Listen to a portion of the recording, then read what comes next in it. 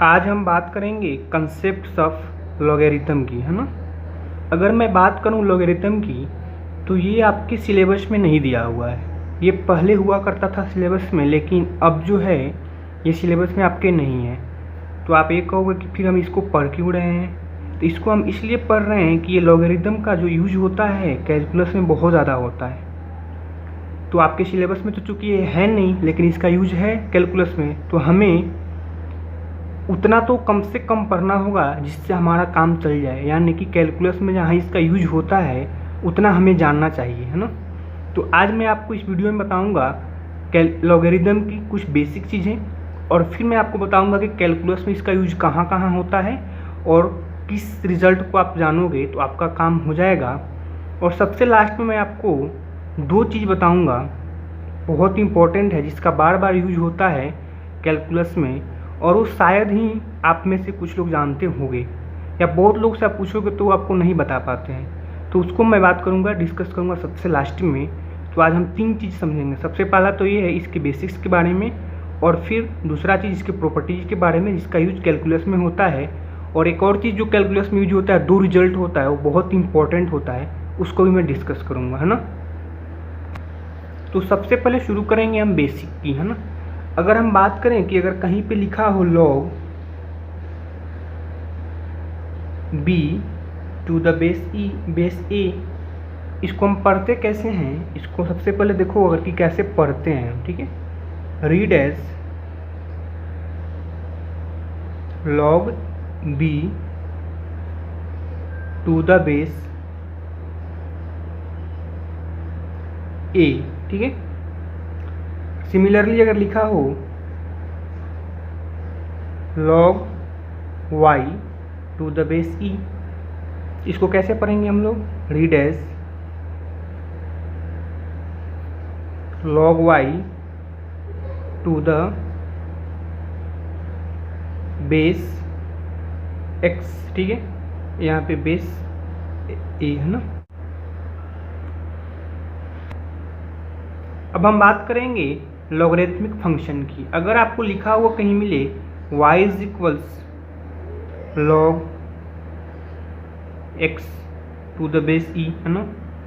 तो अगर मैं बात करूं इस x की, है ना, तो x यहाँ पे डिफाइंड कब होता है, when x is greater equals 0। इसका मतलब क्या हुआ कि x का जो वैल्यू होगा ऑलवेज पॉजिटिव होगा, है ना। अगर मैं बात करूं कि x यहाँ पे अगर नेगेटिव हो जाए तो वैल्यू क्या होगा, तो कह सकते हैं कि फंक्शन जो होगा डिफाइंड ही नहीं होगा, ठीक है। ये कब डिफाइंड होता है, जब x का वैल्यू क्या हो, ग्रेटर देन 0 हो। अगर मैं बात करूं एग्जाम्पल में, ठीक है, एग्जाम्पल दूं तो मैं कह सकता हूं कि log 1, ठीक है, log 1 to the base e, तो इसका वैल्यू निकल जाएगा, ठीक है। इसका वैल्यू हम लोग निकाल सकते हैं। अगर मैं बात करूं कि log 2 to the base e, तो इसका वैल्यू भी हम लोग फाइंड कर सकते हैं। बट अगर मैं बात करूं कि आपको कोई बोले कि log -1 to the base e अगर फाइंड करना हो तो वैल्यू क्या होगा, नॉट एग्जिस्ट, ठीक है। क्यों, क्योंकि आप बोलोगे कि log जो फंक्शन होता है वो कब डिफाइंड होता है, जब x का वैल्यू ग्रेटर देन 0 होता है। लेकिन यहाँ देखो वैल्यू क्या है आपका x जो है माइनस में आ गया, तो क्या होगा, ये फंक्शन ही डिफाइंड नहीं होगा। फंक्शन जब डिफाइंड ही नहीं होगा तो वैल्यू कैसे निकलेगा, है ना। तो एक चीज़ याद रखें कि जब भी फंक्शन होगा log x में, तो वहाँ पे x जो होगा वैल्यू क्या होगा, ग्रेटर देन 0। इसलिए हम क्या करते हैं कि जब भी लिखते हैं तो हम क्या करते हैं कि ऐसे लिखते हैं, ठीक है। नोट करके आप लिख सकते हो इसे, कि जब भी हम लिखेंगे तो log और mod लगा देते हैं, ठीक है। यहाँ पे mod x लिखा रहता है, इसीलिए लिखा रहता है कि ये जो वैल्यू है शो कर रहा है कि वैल्यू क्या है, यहाँ पे x जो है ग्रेटर इक्वल्स 0 है, इसलिए हम यहाँ पे क्या करते हैं, mod लगा देते हैं, ठीक है। अब हम बात करेंगे कि log का कैलकुलस में कैसे यूज होता है, कैसे लिखा हुआ रहता है, ठीक है। इसके पहले एक चीज़ और आप देख लो कि अगर कहीं पे आपको लिखा हुआ मिले कि फाइंड द वैल्यू ऑफ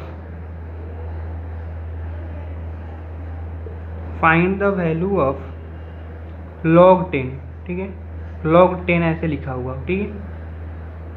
और कहीं भी ये मेंशन नहीं किया हुआ है कि आपको बेस कितना लेना है इस पे, ठीक है।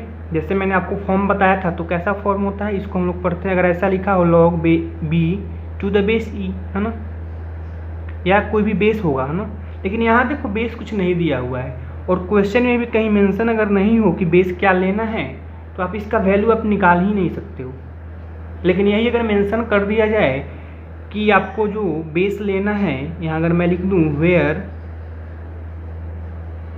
बेस इज कितना, कुछ भी ले सकते हो आप, 10 ले सकते हो या आप ई ले सकते हो एक्सपोनेंशियल, ठीक है। तो इसका वैल्यू तब क्या होगा, इसका वैल्यू हम लोग फाइंड कर सकते हैं, तब इसका वैल्यू निकल जाएगा। लेकिन अगर मैं बात करूँ, अगर ऐसे ही लिखा हो log 10 और बेस के बारे में अगर कोई मेंशन नहीं किया हो, इसका वैल्यू नहीं निकलता है, याद रखिएगा, ठीक है। लेकिन कैलकुलस में अगर लिखा हो log 10, ठीक है, log 10, तो इसका वैल्यू आप निकाल सकते हो, ठीक है ना, वैल्यू एग्जिस्ट करेगा। अब आप बोलोगे कि सर कैसे हो गया ऐसा, कि आपने अभी ये बताया कि अगर यहाँ बेस मेंशन नहीं किया हो तो हम इसका वैल्यू नहीं निकाल सकते हैं, और फिर मैं ये कह रहा हूँ कि अगर कैलकुलस में ऐसा लिखा हो, अगर ये कैलकुलस में अगर ऐसा लिखा हो तो इसका वैल्यू निकलता है।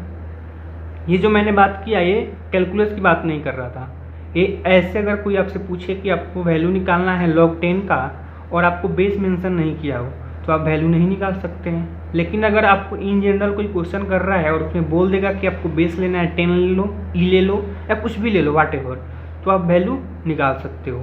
लेकिन कैलकुलस में अगर आपको ये भी मेंशन नहीं किया हो कि आपको बेस क्या लेना है, और ऐसे डायरेक्ट लिखा हुआ हो कि log 10 का वैल्यू क्या होगा, तो इसका वैल्यू एग्जिस्ट करता है, ठीक है। नोट करके आप लिख सकते हो कि कैलकुलस में जब भी log का जिक्र होगा तो वहाँ पे बेस जो होगा, बेस ऑलवेज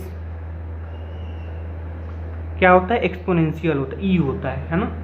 ऑलवेज बेस क्या होता है, ई होता है, इसलिए हम लोग इसको ई को यहाँ हिडन कर लेते हैं, क्योंकि यहाँ पे अगर लिखा हुआ कैलकुलस में log 10, तो यहाँ बेस ई जो है ऑलवेज क्या है, हिडन है, छुपा हुआ है।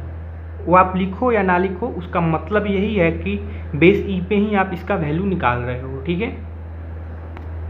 अब हम बात करेंगे प्रॉपर्टीज ऑफ log के बारे में, है ना, और देखेंगे कैलकुलस में इसका कहाँ कहाँ पे यूज हो जाता है। 4 प्रॉपर्टीज होता है इसका। पहला तो प्रॉपर्टी आपका ये है कि अगर कहीं पे लिखा हो log a, ठीक है, प्लस log b, है ना, तो इसको मैं कर सकता हूँ क्या, log प्लस में है ना, तो प्लस में होता है तो इसको log a इंटू बी लिख सकते हैं हम लोग, ठीक है।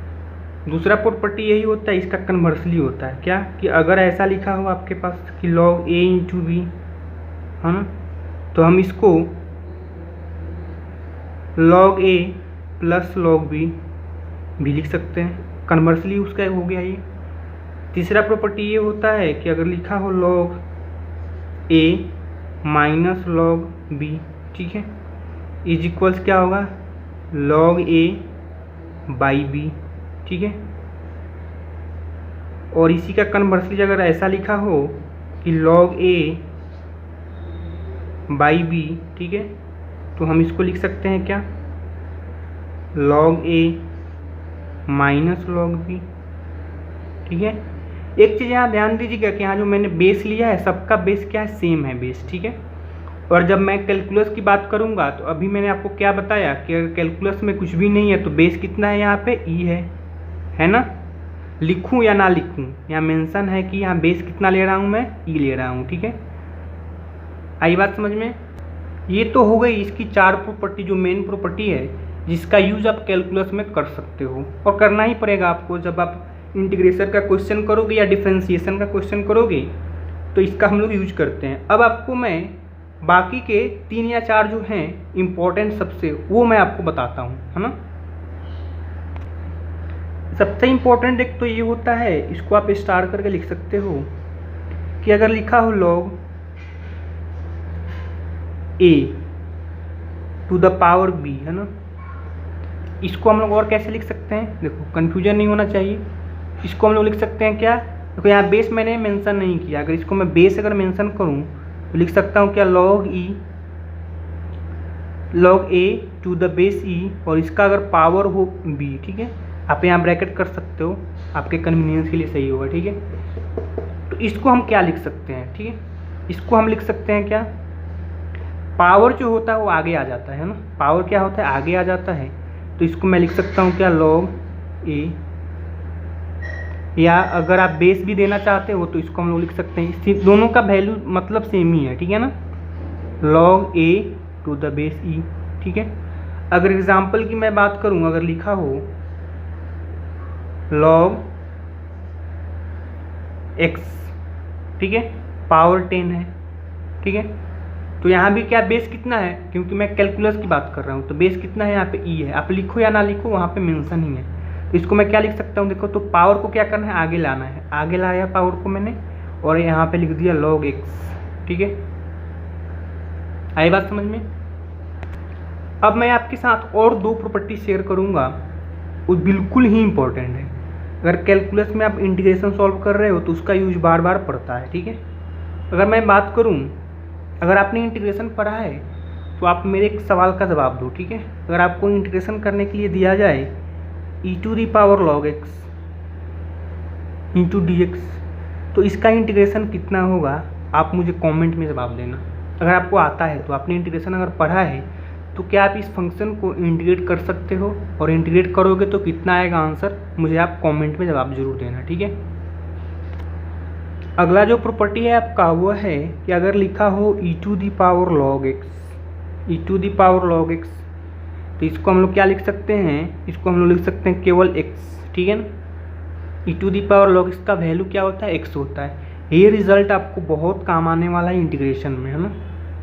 दूसरा आपको ये भी याद रखना है कि जब आप क्वेश्चन सॉल्व करते हो तो आंसर नहीं मैच करता है, और मैच क्यों नहीं करता है कि कहीं कहीं पे अगर लिखा हो कि -log a, ठीक है, अब देखो यहाँ बेस छिपा हुआ है, क्या है बेस, यहाँ पे ई बेस छिपा हुआ है। अगर ऐसा लिखा हो तो इसको हम लोग लिख सकते हैं क्या, log 1/a, ठीक है। ये कैसे लिखा है हमने, इसको आप ऐसे समझ सकते हो, ठीक है।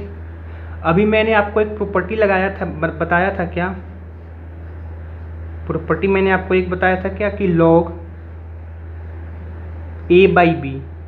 a/b कितना होता है, इसको हम लोग लिख सकते हैं क्या, log a minus log b, लिख सकते हैं ना। तो यहाँ देखो log a की जगह पर 1 है और b की जगह पर a है, तो इसको मैं क्या लिख सकता हूँ, log 1 माइनस log a। आपको पता है कि log 1 का वैल्यू कितना होता है बेस ई पे, इसका वैल्यू 0 होता है, और ये कितना हो गया माइनस log a। इसको मैं और भी लिख सकता हूँ, 0 को हटाऊंगा तो यहाँ पे लिख सकता हूँ क्या, log a। तो देखो तो ये वैल्यू आ गया ना, तो इसलिए हम इसको ऐसे भी लिखते हैं। ये आपका यूज कब होता है, जब आंसर मैच कराते हो तो आंसर मैच ही नहीं करता है, तो वहाँ पे इसका यूज करना होता है आपको, ठीक है। आई होप आपको समझ में आया होगा। इतना अगर आप जानते हो तो आप कैलकुलस को बड़ी अच्छे से कर पाओगे। जहाँ भी आपको log अगर मिलता है तो आप इसी 5-6 चीज़ों को याद रखो, आपका काम हो जाएगा।